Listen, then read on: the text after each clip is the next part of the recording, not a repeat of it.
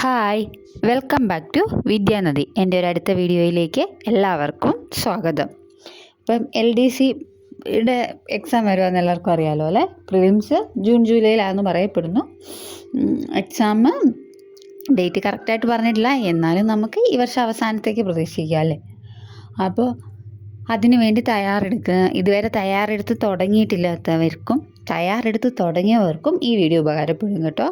അപ്പോൾ LDC എവിടെ തുടങ്ങണമെന്നൊക്കെ LDC തുടങ്ങിയോ? ഇനിയിപ്പോൾ തുടങ്ങിയ ആൾക്കാർക്കാണെങ്കിൽ എവിടെ തുടങ്ങണമെന്ന് സംശയം ഉണ്ടാവില്ല. ഇനി തുടങ്ങാത്തവരാണെങ്കിൽ ഇനി ഞാൻ ട്രൈ ചെയ്താൽ കിട്ടുമോ, ഇനിയിപ്പം ഞാൻ ശ്രമിച്ചാൽ കിട്ടുമോ എന്നൊക്കെ ഉള്ള ആൾക്കാരുണ്ടാവും. അങ്ങനെയുള്ളവരും ഇത് കണ്ടാൽ ഉപകരിക്കുക. അപ്പം വീഡിയോ കണ്ടു നോക്കുക. തുടങ്ങിയവരും തുടങ്ങാത്തവരും എല്ലാം ഇപ്പം കറക്റ്റായിട്ട് ഏതൊരു രീതിയിൽ പഠിച്ചാൽ ഇനിയുള്ള ദിവസങ്ങൾ എങ്ങനെ പ്രയോജനപ്പെടുത്തിയാൽ നമുക്ക് റാങ്ക് ലിസ്റ്റ് സ്വന്തമാക്കാം എന്നുള്ളതാണ്. അപ്പോൾ ആദ്യം ഞാൻ നേരത്തെ പറഞ്ഞിട്ടുണ്ട്, സിലബസ് നമ്മൾക്ക് LDCയുടെ സിലബസ് ഞാൻ എൻ്റെ ചാനലിൽ ഇട്ടിട്ടുണ്ട്. സിലബസ് മനസ്സിലാക്കണം. വ്യക്തമായിട്ട് സിലബസ് മനസ്സിലാക്കി കഴിഞ്ഞാൽ തന്നെ നമുക്ക് എവിടെ പഠിക്കണം, എങ്ങനെ പഠിക്കണം, ഏത് ടോപ്പിക്സ്, എവിടുത്തെ ടോപ്പിക്സ്, ഇന്ന ഭാഗത്തുനിന്ന് GK എങ്ങനെ വരുന്നു, മാത്സ് എങ്ങനെ വരുന്നു, കറണ്ട് അഫേഴ്സ് ഏതൊക്കെ ഇയേഴ്സിലാണ് വരുന്നത്, SCERTയുടെ ഏറ്റവും ഇമ്പോർട്ടൻ്റ് ആയിട്ടുള്ള ചാപ്റ്റേഴ്സ് ഉണ്ട്, അത് ഏതൊക്കെയാണ്, അങ്ങനെ എല്ലാം വ്യക്തമായിട്ട് പഠിക്കുക. വ്യക്തമായിട്ട് ആദ്യം സിലബസ് മനസ്സിലാക്കുക. ആ സിലബസ് എത്ര മാർക്കിനാണ് GK ചോദിക്കുന്നത്, എത്ര മാർക്കിനാണ് കറണ്ട് അഫയേഴ്സ് ചോദിക്കുന്നത്, എത്ര മാത്സ് ചോദിക്കുന്നു, ഇംഗ്ലീഷ് എത്ര മാർക്കിന് ചോദിക്കുന്നു, മലയാളം എത്ര മാർക്കിന് ചോദിക്കുന്നു, GKയുടെ ഏറ്റവും ഉള്ള ഇത് ഏതൊക്കെയാണെന്നൊക്കെ വ്യക്തമായിട്ട് മനസ്സിലാക്കുക. അത് കഴിഞ്ഞിട്ട് അത്യാവശ്യം ഒരു പഠിച്ച ആൾക്കാരോ അങ്ങനെ അല്ലെങ്കിലും പ്രീവിയസ് ആയിട്ടുള്ള ഒരു PYQൻ്റെ 10th ലെവൽ മെയിൻസിൻ്റെ ഒരു PYQ എടുത്തിട്ട് അതൊന്ന് വർക്കൗട്ട് ചെയ്യുക. അതൊന്ന് ഒരു OMR ടെസ്റ്റ് പോലെ നമ്മളൊന്ന് വർക്കൗട്ട് ചെയ്ത് നോക്കുക. അതിലിപ്പോൾ 0 മാർക്ക് കിട്ടുന്നവരുണ്ടായിരിക്കും, 1 മാർക്കോ 2 മാർക്കോ 3 മാർക്കോ അങ്ങനെ കിട്ടുന്നവരുണ്ടായിരിക്കും. അതൊന്നും നിങ്ങൾ നോക്കണ്ട. ആരെയും കാണിക്കാനല്ല, നിങ്ങൾക്ക് എന്തെങ്കിലും അറിയാവോ, നിങ്ങൾക്ക് ഈ ക്വസ്റ്റ്യൻ പേപ്പർ ചെയ്യുമ്പോൾ എന്തെങ്കിലും മനസ്സിലാവുന്നുണ്ടോ, അറിയാവോ എന്ന് നിങ്ങളെ സ്വയം ബോധിപ്പിക്കാൻ. അത് തീരെ കുറക്ക് 0 മാർക്കോ അല്ലെങ്കിൽ പോയിൻറ്റോ അല്ലെങ്കിൽ ഒന്നുമില്ല മൈനസ് മാർക്കുകൾ കൂടുതൽ, അതൊന്നും നിങ്ങൾ വെക്കണ്ട. ആരെങ്കിലും കാണുന്നത് നിങ്ങൾക്ക് നാണക്കേട് ഫീൽ ചെയ്യുകയാണെങ്കിൽ തന്നെ അത് കത്തിച്ച് കളഞ്ഞാൽ മതി. അപ്പോൾ ആദ്യം അത് OMR ടെസ്റ്റ് എടുത്തിട്ട് ഒരു PYQ എടുത്തിട്ട് OMR ടെസ്റ്റിൽ ചെയ്ത് നോക്കുക. ആ OMR ടെസ്റ്റിൽ നിങ്ങളുടെ മാർക്ക് എങ്ങനെയെന്ന് വിചാരിച്ചിട്ട് വേണം നിങ്ങൾ എങ്ങനെ പഠിക്കണം, ഞാനിനി എത്രമാത്രം വർക്ക് ചെയ്യണം, ഞാൻ ഭയങ്കര ഹെവി ആയിട്ടോ അല്ലെങ്കിൽ നിങ്ങൾക്ക് എന്തെങ്കിലുമൊക്കെ അറിയാവോ എന്നൊക്കെ മനസ്സിലാക്കാൻ ആ ഒരു ക്വസ്റ്റ്യൻ പേപ്പർ PYQൻ്റെ ഇത് ചെയ്ത് നോക്കുമ്പോൾ നിങ്ങൾക്ക് മനസ്സിലാവും. അപ്പം അതിൽ എങ്ങനെയാണ് ചോദിച്ചേക്കുന്നതെന്നുള്ളൊരു പാറ്റേൺ നിങ്ങൾക്ക് മനസ്സിലാവും. എങ്ങനെയാണ് ക്വസ്റ്റ്യൻ ചോദിച്ചേക്കുന്നതെന്നുള്ളൊരു പാറ്റേൺ നിങ്ങൾക്ക് മനസ്സിലാവും. നിങ്ങളുടെ ലെവൽ എന്ത് മനസ്സിലാവും, നിങ്ങൾ ഒരുപാട് ഹാർഡ് വർക്ക് ചെയ്യണോ എന്നൊക്കെ ഉള്ളത് മനസ്സിലാവും. അത് കഴിഞ്ഞതിന് ശേഷം നിങ്ങൾ ഡെയിലി പഠിക്കാൻ തുടങ്ങിക്കഴിഞ്ഞാൽ ഡെയിലി ഈ സബ്ജക്ട്സ് പഠിക്കാൻ കുറച്ച് സമയം മാറ്റി വെക്കുക. Maths, current affairs, English, Malayalam എന്നിവ പഠിക്കാൻ നിങ്ങൾ ഒരു ദിവസത്തിൽ കുറച്ച് നേരം മാറ്റി വെക്കണം. മാറ്റി വെച്ച് കഴിഞ്ഞാൽ അതിൻ്റെ അകത്തു നിന്നൊക്കെ ഓരോ പോർഷൻസാണ്. മാത്സ് അല്ലെങ്കിൽ കറണ്ട് അഫയേഴ്സിന്, ഇംഗ്ലീഷിന്, മലയാളത്തിനൊക്കെ നമുക്ക് ആ പോർഷൻ കവർ ചെയ്ത് തീർക്കാൻ പറ്റും. മറ്റുള്ള വിഷയങ്ങൾ പോലെയല്ല, GK പോലെയല്ല, ഈ പോർഷനൊക്കെ നമുക്ക് കവർ ചെയ്ത് തീർക്കാൻ പറ്റും. അപ്പോൾ എന്നെ ചെയ്യണം, ആ പോർഷൻസ് പഠിക്കാനായിട്ട് ഡെയിലി ഒരു നേരം മാറ്റി വെക്കുക. മാത്സൊക്കെ കുറച്ച് പോർഷൻസ് പഠിച്ചിട്ടുണ്ടെങ്കിൽ നിങ്ങൾക്ക് 20ന് 20 അതിൻ്റെ കൂടെ PYQം കൂടി വർക്കൗട്ട് ചെയ്ത് പഠിച്ച് തന്നെ മാത്സ് പഠിക്കുകയാണെങ്കിൽ 20ൽ 20 നിങ്ങൾക്ക് കിട്ടും. കറണ്ട് അഫേഴ്സും അങ്ങനെ തന്നെ നിങ്ങൾക്ക് മേടിക്കുക. മലയാളം 10ൽ 10 മേടിക്കാൻ PYQവും അത് എവിടെ നിന്നാണ് വരുന്നതെന്നുള്ള പാറ്റേൺ മനസ്സിലാക്കി പഠിച്ച് അതും ഇംഗ്ലീഷും ഒക്കെ നിങ്ങൾക്ക് ട്രാക്ക് ചെയ്യാൻ പറ്റും. അപ്പോൾ ഡെയിലി ഈ സബ്ജക്ട്സ് പഠിച്ചിട്ട് പിന്നെ റിവൈസ് ചെയ്തുകൊണ്ടേയിരിക്കുക.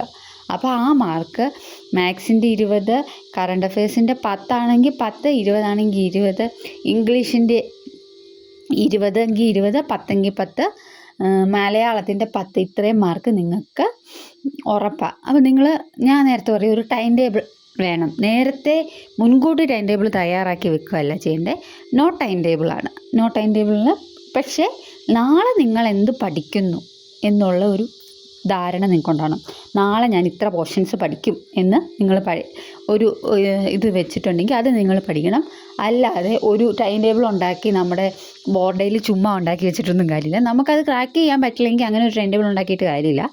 പക്ഷേ ഒരു നാളെ ഞാൻ ഇന്ന സബ്ജക്റ്റ് ഇത്ര പോർഷൻസ് ഞാൻ കവർ ചെയ്യുമെന്ന് നിങ്ങൾ വിചാരിച്ചിട്ടുണ്ടെങ്കിൽ അത് കവർ ചെയ്ത് തീർക്കാൻ, അതും ചുമ്മാ ഇരുന്ന് ഇതല്ല, ആരെയാണ്ട ബോധിപ്പിക്കാനല്ല, നിങ്ങൾക്ക് റാങ്ക് ലിസ്റ്റ് കയറാനാണ് നമ്മൾ പഠിക്കുന്നത്. അല്ലാതെ ആരെയും ഞാൻ പഠിക്കുന്നുണ്ടെന്ന് കാണിക്കാനോ ഇതിനോ ഒന്നുമല്ല. അപ്പോൾ അതനുസരിച്ചിട്ട് വേണം പഠിക്കാൻ. അപ്പോൾ നമ്മൾ പഠിക്കുന്നത് തറവായിരിക്കണം. നമ്മൾ പഠിക്കുന്ന ആ ഒരു പോർഷൻ, ഇന്ന് ഇത്ര പോർഷൻ പഠിച്ചിട്ടുണ്ടോ അത് തറവായിരിക്കണം. അതിൽ നിന്ന് വരുന്ന ക്വസ്റ്റ്യൻസ് നമുക്ക് ഒരിക്കലും മിസ്സാവരുത്. അങ്ങനെ വേണം പഠിക്കാൻ. പിന്നെ നിങ്ങൾ നിങ്ങളുടെ കഴിവിനെ ആസ്പദമാക്കിയിട്ട് വേണം പഠിക്കാൻ. അതായത് ചിലർക്ക് പെട്ടെന്ന് പഠിക്കാൻ പറ്റുമായിരിക്കും, ചിലർക്ക് ഇച്ചിരി താമസം വരുമായിരിക്കും. അപ്പോൾ നിങ്ങൾക്കറിയാം നിങ്ങൾക്കൊരു എങ്ങനെയുള്ള ഇതാണെന്ന്, അത് മനസ്സിലാക്കിയിട്ട് വേണം പഠിക്കാൻ. പിന്നെ SCERT ചാപ്റ്റേഴ്സ് നമ്മുടെ ഇപ്പോഴത്തെ PSCയുടെ എക്സാംസിനെല്ലാം കണ്ടുവരുന്ന ഒരു പൊതുവായിട്ടുള്ളൊരു സംഭവമാണ് പ്രസ്താവന ക്വസ്റ്റ്യൻസ്. പ്രസ്താവന ക്വസ്റ്റ്യൻസും അല്ലാത്തതും ഉണ്ട്. പക്ഷെ പ്രസ്താവന ക്വസ്റ്റ്യൻസ് നമുക്ക് കിട്ടണം എന്നുണ്ടെങ്കിൽ നമ്മൾ SCERT ചാപ്റ്റേഴ്സിൽ നിന്നാണ് അവർ ആ ക്വസ്റ്റ്യൻസ് ഇടുന്നത്. ആ പ്രസ്താവന ക്വസ്റ്റ്യൻസിൻ്റെ ആൻസർ എഴുതണമെങ്കിൽ അല്ലാതെയും കിട്ടും. പക്ഷേ പ്രത്യേകിച്ച് പ്രസ്താവന ക്വസ്റ്റ്യൻസിൻ്റെ ആൻസർ കിട്ടണമെങ്കിൽ നമ്മൾ SCERT 5 തൊട്ട് 10 വരെയുള്ള ഇത് പഠിക്കണം. പിന്നെ ഹോട്ട് ടോപ്പിക്സ് ഉണ്ട്. ഒരു ക്വസ്റ്റ്യൻ പേപ്പർ ഇപ്പോൾ 2021 തൊട്ട് ഒരു 2025 ഇത്രയും കാലഘട്ടത്തിൽ 26 ഇത്രയും നാളിൽ നടന്ന പരീക്ഷകൾ എടുത്തു നോക്കിയാൽ ചില സബ്ജക്റ്റുകളിൽ നിന്ന് ചില പ്രത്യേക പോർഷൻസിൽ നിന്ന് നമുക്ക് ക്വസ്റ്റ്യൻസ് ഉണ്ടായിരിക്കും. ആ പോർഷൻസ് അതാണ് ഹോട്ട് ടോപ്പിക്സ്.